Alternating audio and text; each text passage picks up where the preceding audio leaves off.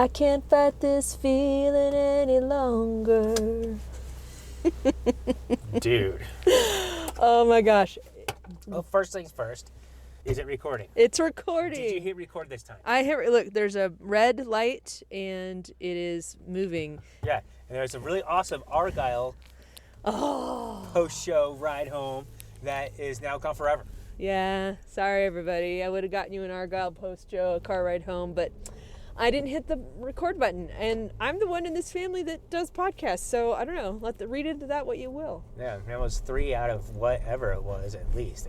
It was horrible. That was really bad. So they jumped the shark like 6 times. Yeah, but this. Don't see that movie. But this movie. What movie?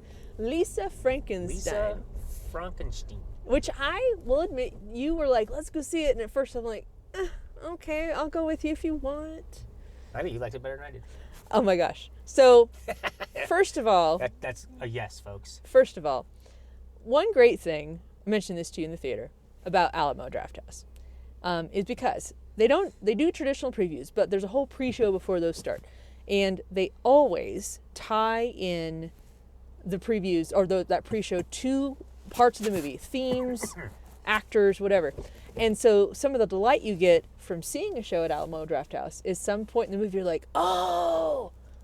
Like if you don't get the correlation, you get it at some point. The light bulb goes off at least once. So see it at the Alamo. Pre-show was amazing. REO Speedwagon. Yeah, and I was singing really loud because, well... Because she likes karaoke. And was really happy to see that was manifested in the movie. So. I did not realize that this was directed by Zelda Williams, the daughter of Robin Williams. Yes. Who was named after Princess Zelda in the Legend of Zelda video game series. That's right. But, I thought it was directed masterfully. It was. And it's not an original film in any way. Yeah, there's a lot of derivative going on there. Definitely an homage film. Yeah. And not, people would say, oh, well, Tarantino's films are all homage films. Yeah, but he's probably one of the best directors of all time at that. This isn't that.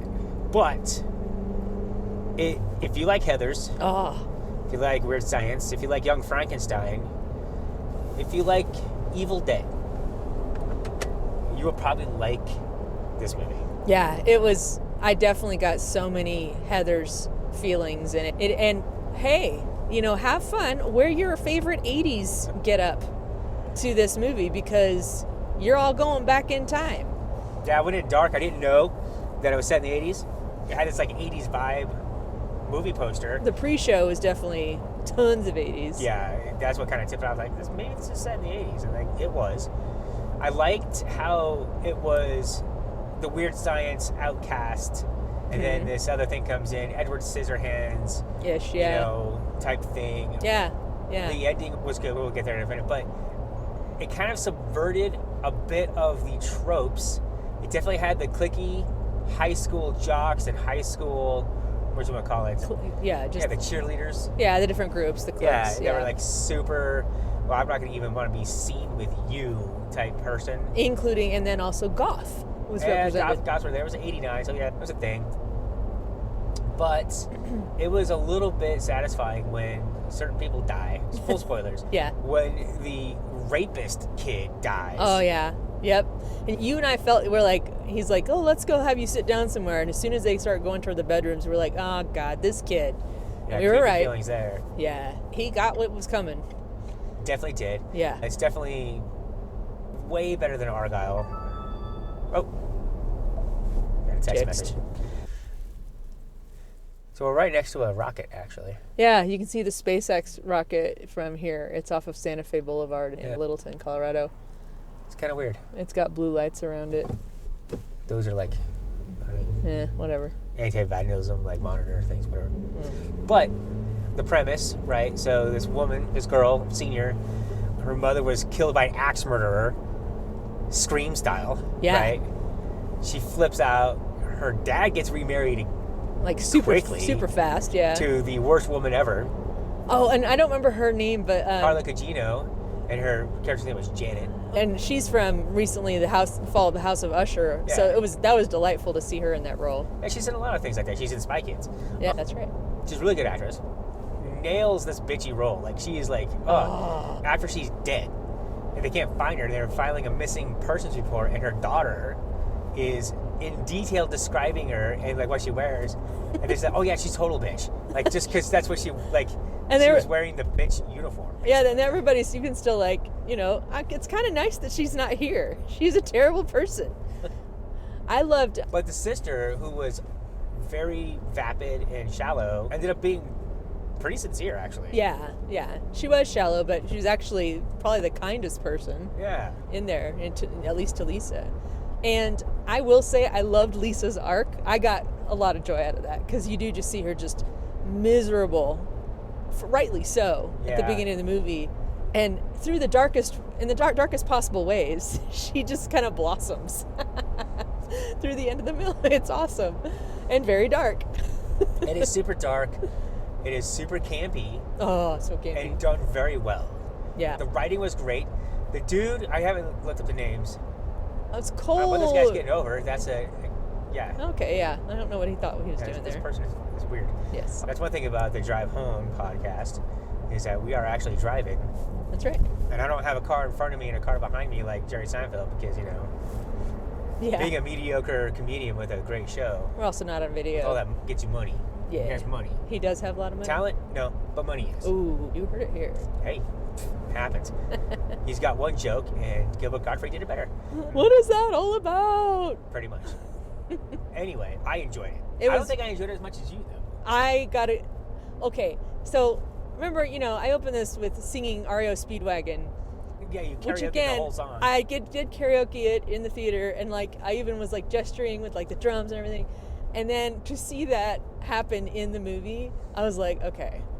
Yeah, it was super cool. I liked it a lot. Like you said, it's super campy. And it gets so ridiculous, but there was never a groan moment. It never reached that level. It wasn't like, oh, I can't believe they did that. It was so entertaining. Yeah. I'm going to compare it a little bit to Edward Scissorhands a bit. Yep. Because, for the Alamo, Zelda Williams gets on and says, well, this is inspired by a few movies. Weird Science, Edward Scissorhands. Bride of Frankenstein. The Cabinet of Cagliostro. Yeah, I didn't remember the 1920s film. It's a really great avant-garde French film. I think it's French, maybe it's German. I've seen it once. It was like a film class. It's really good. Definitely had the visual art style from that, and they kept on showing like the Man in the Moon, the one where they showed the rocket into the moon's face from like the 1920s or something like that. Yeah. 15s. Silent movie. But in Edward Scissorhands, the dude's out of place, doesn't really talk. Same here. And they just kind of accept that in the world. This one is, they take that a little bit, turn it on its head a little bit. He's not accepted in the world, but they don't explain how it happens, except for lightning. Giant ball of lightning. Yeah. And electricity is what did it. Not like other things just weren't happening. Yeah.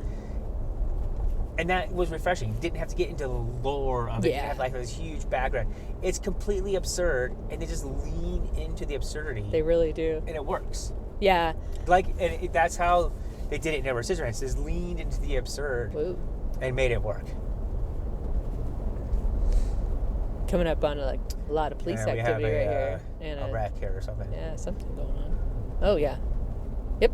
That's bad. Dude. Oh. Yeah. Zoinks. Yeah. Yeah. It happens here a lot, It's starting actually. to snow. It is. It's not even snowing. It's starting to barely starting to flurry. This just looks like people driving like dumbasses and hit a couple of people and ended up in someone's house. Yeah, that didn't look Looks good. like it kind of hit the house. Kind of looked like that. So yeah, super cool. Again, if you're a child of the 80s, you should absolutely go see it. Yeah. If you liked Heathers, if you even kind of liked Edward Scissorhands, if you like sneaker phones. Yeah. Yeah. It was very 80s. Now, one thing is the dad from Stranger Things. Yeah, he's the dad in this. Plays dad. It's the same character. It pretty much is. And I hope he gets more roles like this. Super obtuse, just your garden variety, not really paying attention, disengaged dad, yes. He's being typecast. I'm here for it. He's actually more likable in this movie than he is in Stranger Things. Yeah. Yeah. But no, like you said, the writing is on point. The jokes are great. I really, one of my favorites was like, was that Sherry? No, it's Lisa. I cackled out loud many times. Yeah. Very funny. It was good. Was never bored the entire time. Yeah. And it's short. Speaking of that, the length is perfect. 101 minutes, hour and a half type movie. It's good. Doesn't linger. It doesn't overstay its welcome. It's edited quickly. It's I haven't looked at the budget or anything on this one, but it's probably fairly low budget. They have a couple of sets. Yeah. Mostly one house, basically. Yeah, and a tanning bed. Yeah, the tanning bed's hilarious. Mm-hmm. What are you going to rate it? So, I'll let you go first on this one. I'm going to give it, and like I said, entertainment value, all of it, for what it is. I'm going to give it a 9 out of 10. I figured you would. Stinky tears. Stinky tears. That was probably the one joke they went to over and over again, and it always worked. It landed perfect. You're like, don't cry. Oh my God. I'm going to get an 8 out of 10 back massagers. Oh. Don't touch the end. Quote unquote. Back massager. Yeah, don't touch the end. Yeah, I mean, the comedy was just so on point. It was good. So enjoy it. Wear your 80s. If get a group of your friends.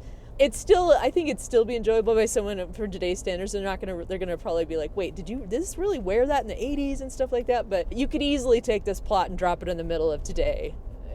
Just with updated looks, and that's it. Yeah, and it's definitely do you need to see it in a theater? No. Nah. But you definitely need to see it with people. Yeah. It's super fun with people. Yeah. Yeah. It probably will be on video streaming. Also might be fun if you're quirky like us. Great date night movie. It was good. Yeah. Totally enjoyed it for that. All right. That has been the car ride home. We are home. So enjoy Lisa Frankestein. And can't wait to get this live, unlike Argyle. But that one, if anything, the lack of a podcast means don't even go bother seeing that movie. So. Yeah, it was some good conversation, but not a good movie. Exactly. All right. Adios, everybody.